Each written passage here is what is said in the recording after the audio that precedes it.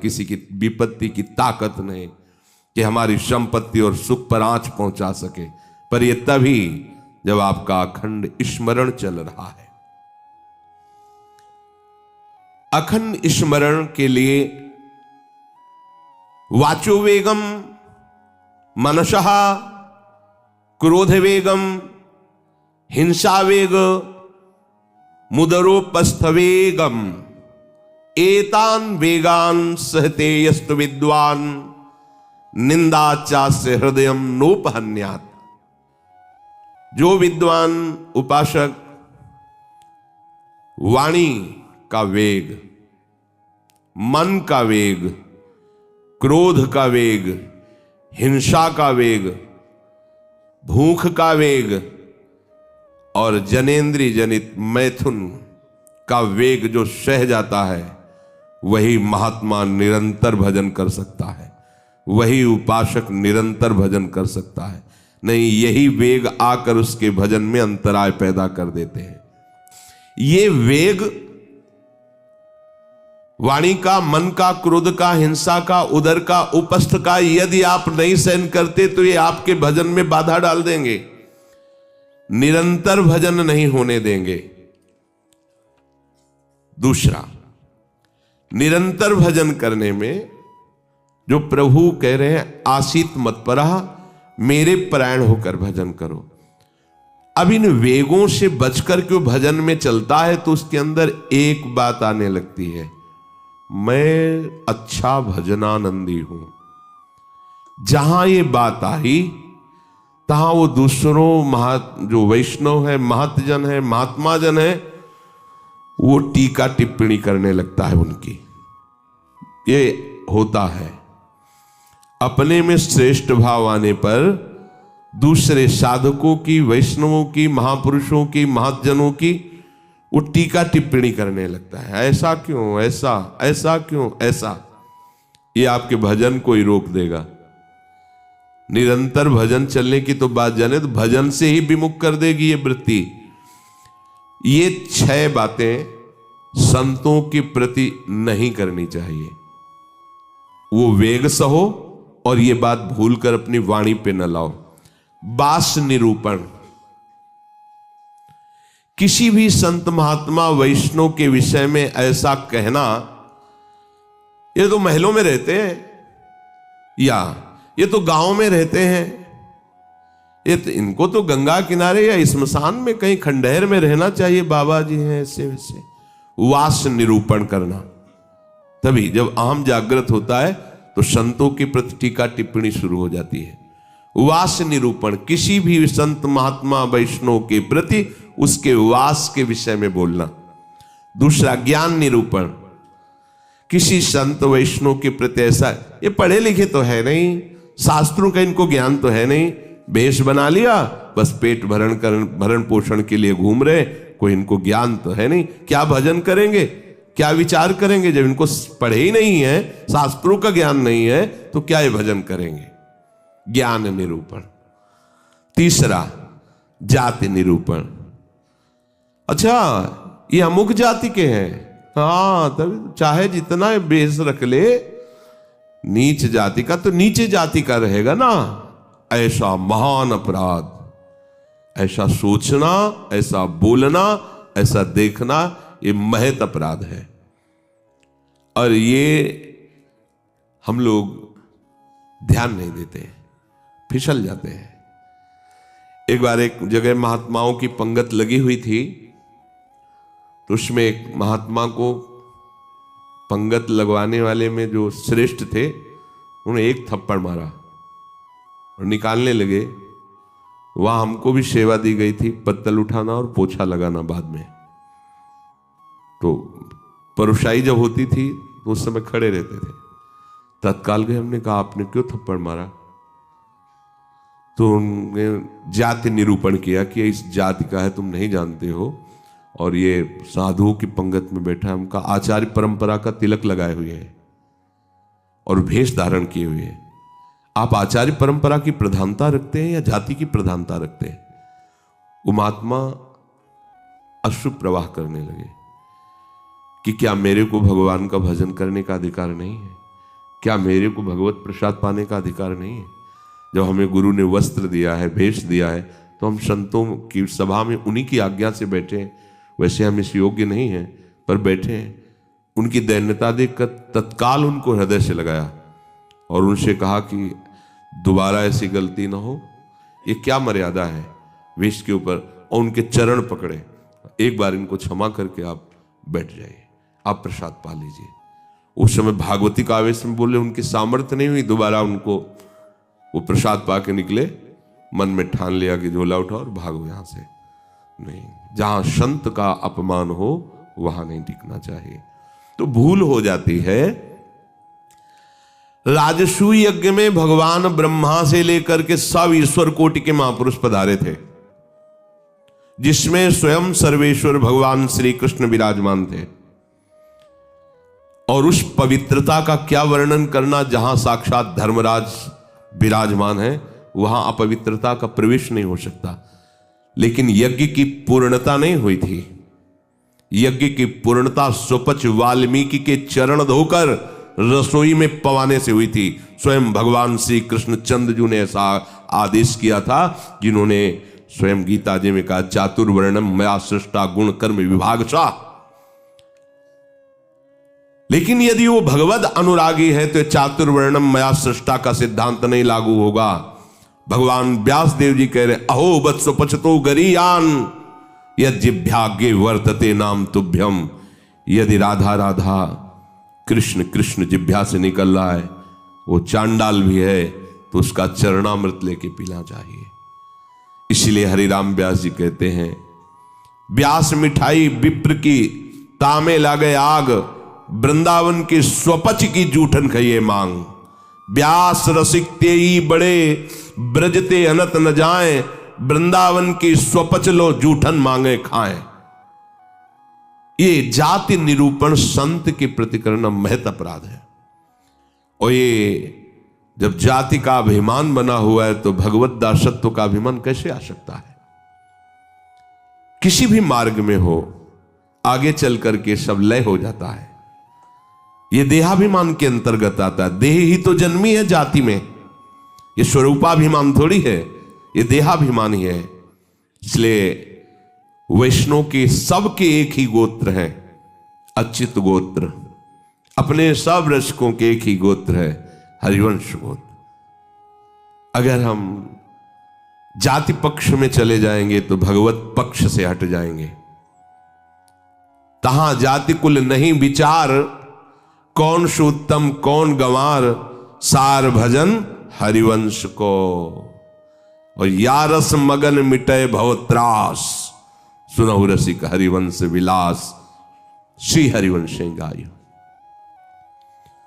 कहीं भी प्रकट हुआ हो किसी भी कुल में, और वो जब आचार्य के शरणागत हो जाता है, आचार्य परंपरा से, तो अभेद हो जाता है। सुने प्रपन्न जेब है, अभद्र सर्व के गए, तिन्हें मिले प्रसन्न हुए, न जाति भेद मानिए न जाति भेद मानिए। उनको देख करके कहना चाहे, सुभाग हमारे अहोभाग्य आपके दर्शन हुए, आप पधारिए, आप विराजिए। और जैसे अपने पूज्य जनों का स्वागत किया जाता है, ऐसे मन में भी नहीं आना चाहिए कि ये अमुक जाति का संत है, इसके पैर कैसे छुएं, इसका चरणामृत के। अगर ऐसा तो आपका भजन बाधित हो जाएगा। जाति निरूपण,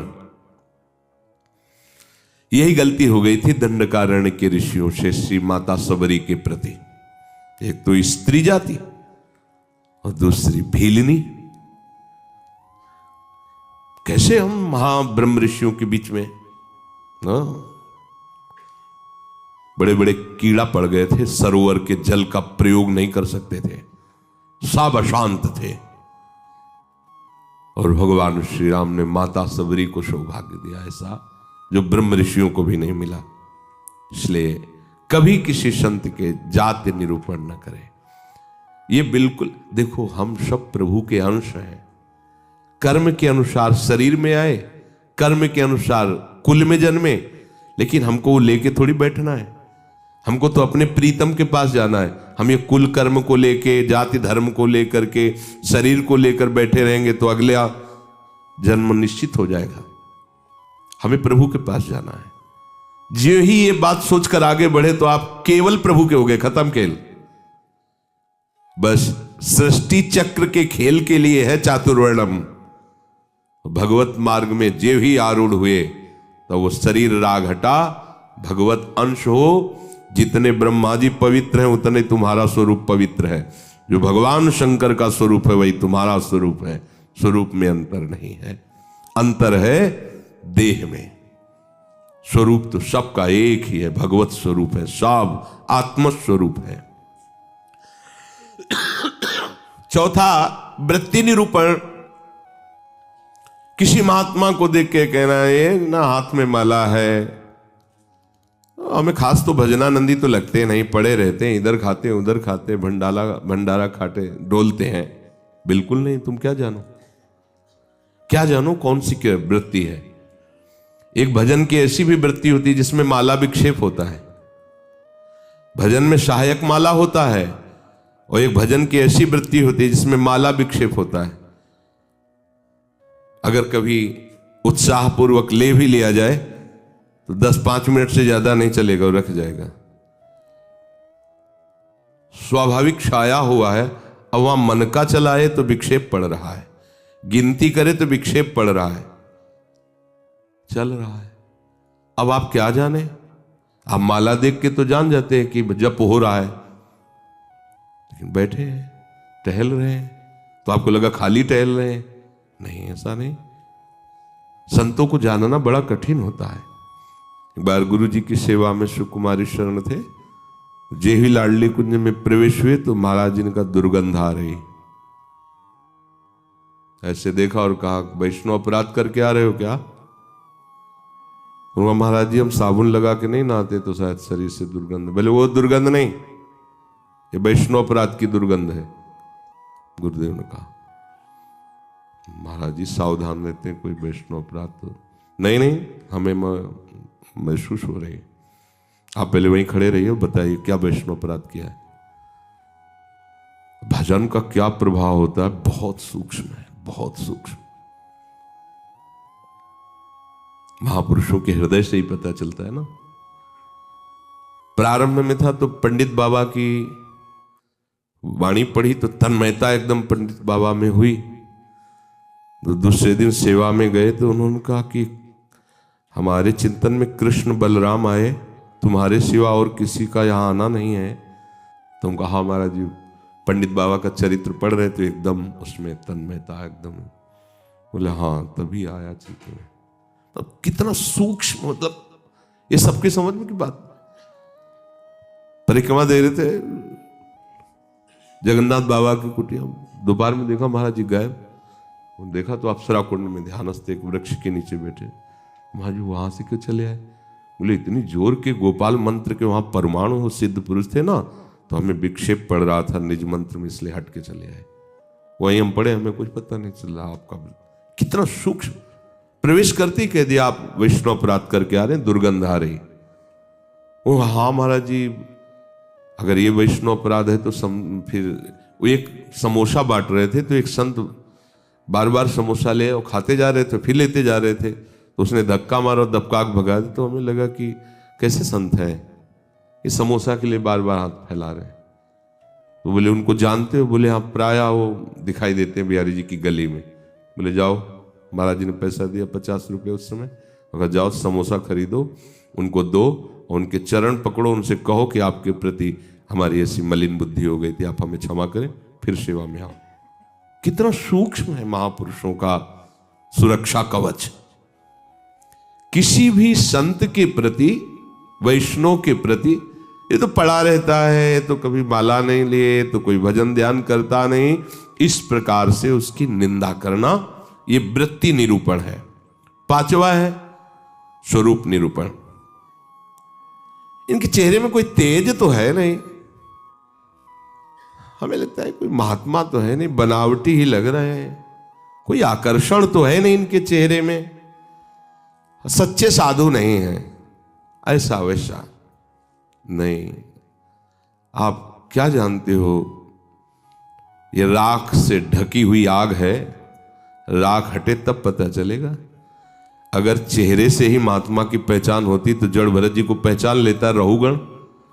और साधारण सत्संगी नहीं, कपिल भगवान से सत्संग करने जा रहा है, कोई साधारण सत्संगी नहीं, महापुरुषों का संग करने वाला है, फिर भी नहीं पहचान पाया राख से ढकी हुई आग को। जड़ भरत जी जैसे महान ब्रह्मभूत महापुरुष से पालकी उठवा दी। जब उनके वचन प्रकाशित हुए तो कूद पड़ा पालकी से चरणों के। अरे इतनी ऊंची स्थिति के महात्मा, कांप गया। ये किसी भी महात्मा के बाह्य रूप को देख करके नहीं जाना जा सकता कि किस कोटि का महात्मा है, कितनी ऊंचाई का है।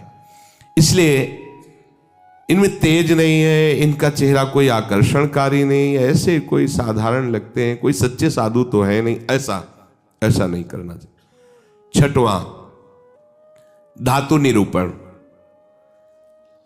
भक्त या भगवत विग्रह की, अच्छा ये पत्थर के ठाकुर जी हैं, सप्तम धातु के हैं, ये काहे से बने हुए ठाकुर जी? अगर वो मंदिर में विराजमान तो साक्षात प्रभु विराजमान, कुटिया में विराजमान तो साक्षात प्रभु विराजमान। श्री विग्रह में पाषाण, लोहा, तांबा या काष्ठ की भावना ले आना, यह आपके निरंतर भजन में बाधा पहुंचा देगी। उन वेगों को सहना और इस अपराध से बचना। जो गुरु ने नाम दिया है, मंत्र दिया है, आराध्य देव का रूप दिया है, उसके सिवा सब माया है, वो अपने को चिंतन नहीं करना, केवल उतना ही चिंतन। ये बहुत कठिन बात है। प्रायः मनमानी भजन करने में ज्यादा अच्छा लगता है, और गुरु मंत्र और गुरु श्री मुख से जो दिया गया उपासना नाम है, पद्धति है, उसमें मन मरता है, इसलिए उसमें मन नहीं लगना चाहता। हम ये देखते हैं, प्रायः कई उपासकों से सुना है उनके हृदय की बात, जो गुरु प्रदत्त है उसमें नहीं लगेगा और मन माने लग जाएगा। मन ने स्वीकार कर लिया चितम केशवम राम नारायण, ये रटे हम उन्हीं गुरु से पूछ रहे हैं जिन्होंने मंत्र दिया है, नाम दिया, ये हम रटे। तो ये बुरी बात तो है नहीं, भगवान के नाम जपिए, पर बात नहीं बनेगी। जहां बात बननी है वहां मंत्र मूलम गुरु वाक्यम, जो गुरुदेव ने शब्द दिया है, नाम दिया है, मंत्र दिया है, बस होए अनन्य एक व्रत गाए, वही। चाहे जितना मन चंचल हो, जो ऐसी निष्ठा वाला होता है, देर नहीं लगता शांत होने में। पर जिनका है कि छलांग लगाना अच्छा लगता है, थोड़ी देर ये जपा, थोड़ी देर वो जपा, थोड़ी देर वो जपा। अरे भगवान का तो भजन करना है। अभी वो पद्धति को नहीं समझे, अभी रस मार्ग में बहुत दूरी है, अंतराय है। सभी कार्य करते हुए अपने स्वरूप में स्थित रहना। जैसे अपने लोगों का स्वरूप है सहचरी, तो जगने से लेकर शयन तक आपकी स्मृति में रहना चाहिए, मैं श्री जी की सहचरी हूं। भले अनुभव में नहीं आ रहा, आपको सहचरी बप्पू का अनुभव नहीं हो रहा, पर हम हैं, मान लेना है। जैसे अपने को अनुभव नहीं था हम किस कुल में जन्मे हैं, पर माता पिता किसी ने तो सिखाया होगा कि तुम पंडित हो, ब्राह्मण हो, बैठ गया ना दिमाग में। इन्होंने लिखा है क्या ब्राह्मण कहीं, और बैठ गया पंडित घर के जन्म है हमारा। ऐसे ही गुरु ने तुम्हें नया जन्म दिया है। न स्त्री हो, न पुरुष हो, न ब्राह्मण हो, न क्षत्रिय हो, न वैश्य हो, न शूद्र हो, न गृहस्थ हो, न विरक्त हो, क्या हो? श्री जी की प्रिय सखी हो तुम। स्वीकार करो। जैसे माँ ने सिखाया था कि ये तुम्हारे पिता हैं और पिता ब्राह्मण कुल के, तो तुम भी ब्राह्मण कुल के हुए। समझ गए? तुम पंडित की संतान हो तो पंडित ही हुए। ऐसे ही तुम हमारे प्रिया प्रीतम के अंश हो। गुरुदेव ने समझाया तुम प्रिया प्रीतम की प्रिय सखी हो। बस ये दिमाग में तुम लाओ पहले, इसी से स्वरूप जागृत होगा। जो उपासना पद्धति मिली पहले दिमाग में ले आओ। न स्त्री हो, न पुरुष हो, न गृहस्थ हो, न विरक्त हो, न ब्राह्मण हो, न क्षत्रिय हो, न वैश्य हो, न शूद्र हो, तुम क्या हो? तुम प्रियालाल की निज जन हो, तुम प्रियालाल की सहचरी हो, प्रियालाल की प्रिय सखी हो। ये सुबह से शयन तक आपके दिमाग में आ जाए। जैसे हम रटते नहीं हैं, पर कभी भी पूछ लिया जाए तो हम अपनी बात बता देंगे। ये शरीर कहां जन्मा है, क्या है, कभी याद नहीं करना है, लेकिन वो है ना, ऐसे सहचरी बपू का है। हमने दर्शन नहीं किए सहचरी स्वरूप के, पर हमारे गुरुदेव कह रहे हैं कि आप सहचरी बपू हो, आपका स्वरूप सहचरी है, तो हम पहले स्वीकार करते हैं।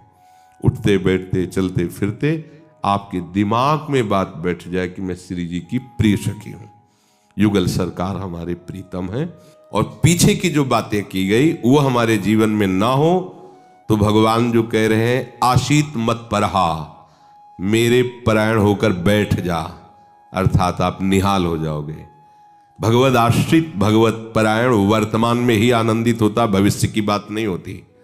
वर्तमान में जाने मोरी छाती, उसका हृदय जो शीतलता और आनंद से भर जाता है, फिर वो कृतकृत्यता का अनुभव करता है। इसलिए सत्संग का श्रवण करो,